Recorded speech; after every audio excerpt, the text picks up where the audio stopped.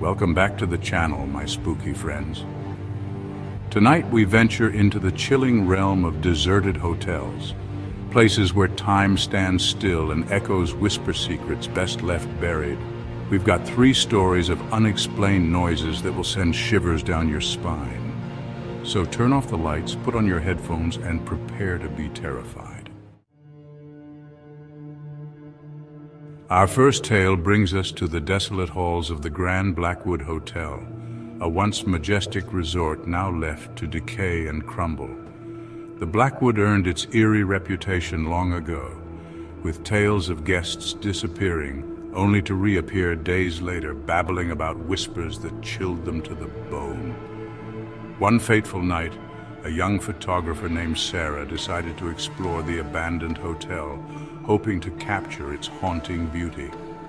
Armed with her camera and a flashlight, she cautiously entered the lobby. Dust caked the once grand chandeliers, and cobwebs draped the decaying furniture like macabre decorations. The air hung heavy with the scent of mildew and decay. As Sarah ventured deeper into the hotel, she couldn't shake the feeling of being watched. A cold draft sent shivers down her spine, and the silence was broken only by the sound of her own footsteps, echoing through the empty corridors. She reached a particular hallway, notorious amongst ghost hunters, where the whispers were said to be the loudest. Sarah, ever the skeptic, rolled her eyes at the thought, attributing it to overactive imaginations and the power of suggestion. She began to set up her camera, eager to capture the eerie beauty of the decaying hallway. But as she adjusted her lens, she heard it. A faint whisper, barely audible, seemed to emanate from the very walls themselves. It was a jumble of voices, too low and distorted to make out any words, yet undeniably human. Her heart pounded in her chest as she shone her flashlight down the length of the hallway, but there was nothing there, just shadows dancing in the dim beam of her light. The whispering grew louder, swirling around her, seeming to come from all directions at once. Panic welled up inside her, threatening to overwhelm her. She tried to rationalize the sounds, telling herself it was just the wind or rats scurrying through the walls, but deep down, a primal fear told her otherwise. These whispers were ancient, filled with sorrow and despair. Sarah froze, her blood turning to ice in her veins. The voice seemed to be right next to her ear, whispering her name. She whirled around, but again, there was nothing there. Terror lent speed to her steps as she stumbled back, her camera forgotten on the floor. The whispers intensified, growing louder, more insistent, as if trying to prevent her from leaving. Sarah ran blindly, her heart pounding in her ears, the sound of her own panicked breaths drowning out the whispers that seemed to follow her every move. She didn't stop running until she burst out of the hotel and into the cool night air. As she stood there, gasping for breath, she could still hear the faint echo of whispers carried on the wind. Sarah never returned to the Grand Blackwood Hotel, forever haunted by the memory of the voices that whispered her name.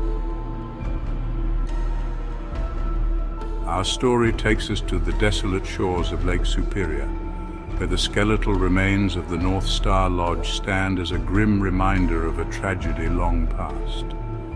Legend has it that a fire ripped through the lodge one stormy night, claiming the lives of all inside. Now, locals whisper of phantom footsteps echoing through the charred hallways, a chilling testament to the souls forever trapped within. 2 friends, Jake and Emily, amateur ghost hunters, decided to spend a night in the ruins of the North Star Lodge. Armed with cameras and flashlights, they arrived at the lodge as the sun began to set, casting long, eerie shadows. The air grew heavy with a palpable sense of dread as they stepped inside. The stench of smoke still lingered, a haunting reminder of the tragedy. They could hear the wind whistling through the broken windows, creating an eerie symphony. As darkness enveloped the lodge, Jake and Emily set up their equipment in the main hall. Now, only ashes and debris remained, scattered across the floor.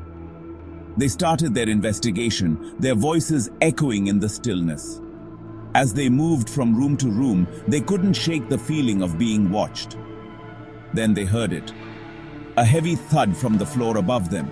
It sounded like someone had dropped something large and heavy. Jake and Emily exchanged a nervous glance.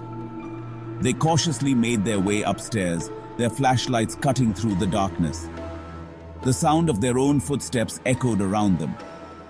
They reached the room from where they thought the noise had originated, but the door was locked. Jake rattled the doorknob, but it wouldn't budge. "It's no use," Emily said, her voice trembling slightly. "It's probably just the wind." But Jake wasn't convinced.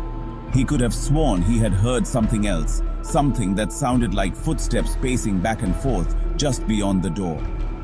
The footsteps were slow and deliberate, heavy and measured. A cold shiver ran down Jake's spine. He knew they should leave, but curiosity kept him rooted to the spot. Suddenly, the footsteps stopped. Silence descended upon the lodge once more, thick and heavy. Jake and Emily held their breath, listening intently. Then, as quickly as it had stopped, the pacing resumed, this time closer, right outside the door.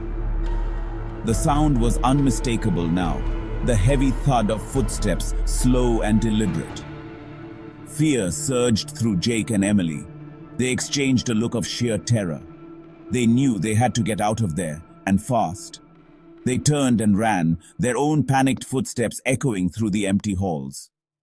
They didn't stop running until they were safely outside, the cool night air stinging their lungs. As they stood there, catching their breath, they could still hear the faint echo of the heavy footsteps inside the lodge. Jake and Emily never returned to the North Star Lodge, forever haunted by the sound of the phantom footsteps. Our final tale takes us to the desolate plains of Texas, where the abandoned Roadrunner Motel stands as a beacon for troubled souls. It's a place where travelers used to stop for a night's rest, but now only silence and shadows remain, punctuated by the bone-chilling screams that emanate from room 13. Three friends, Mark, Jessica, and Chris, drawn by the motel's sinister reputation, decided to spend the night in room 13, eager to experience the phenomena for themselves. They were all seasoned paranormal investigators, their skepticism deeply ingrained, yet even they couldn't shake the feeling of unease that settled upon them as they arrived at the motel. The setting sun cast an eerie orange glow across the dilapidated motel, highlighting the peeling paint and boarded-up windows. The wind howled through the gaps in the walls, creating a low, mournful whistle that seemed to echo their unease. As they stepped inside room 13, the air grew heavy, thick with a palpable sense of dread. The room was surprisingly preserved, with a double bed, a dusty armchair, and a flickering bedside lamp. But it was the oppressive silence that was the most unsettling. It was as if the very walls were holding their breath, waiting for something to happen. As the night wore on, they set up their cameras and recording equipment, their laughter doing little to dispel the oppressive atmosphere. They tried to maintain a light-hearted mood, telling jokes and sharing stories, but the silence of the room seemed to swallow their words, amplifying the tension that crackled in the air.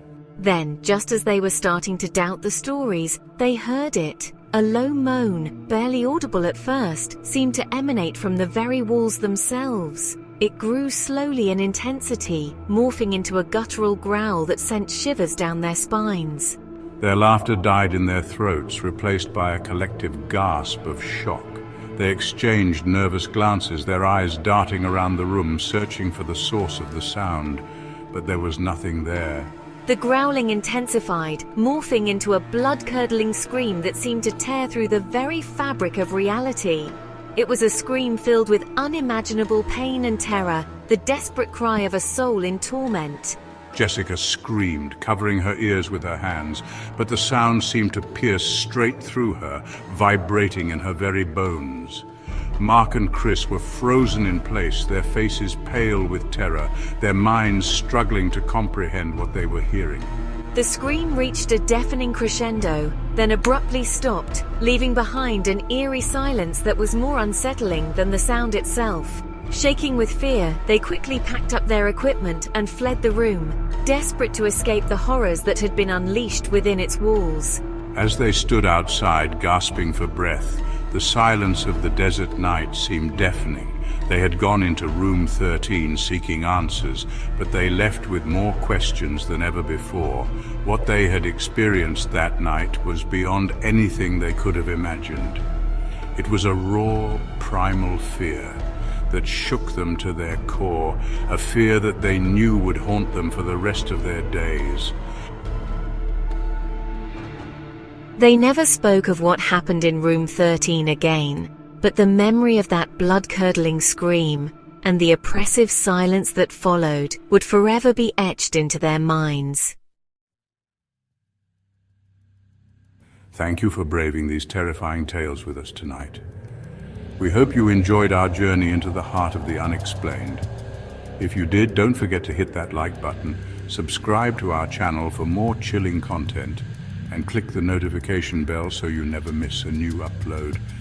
Until next time, sleep tight, and for your own sake, don't listen too closely to the sounds in the night.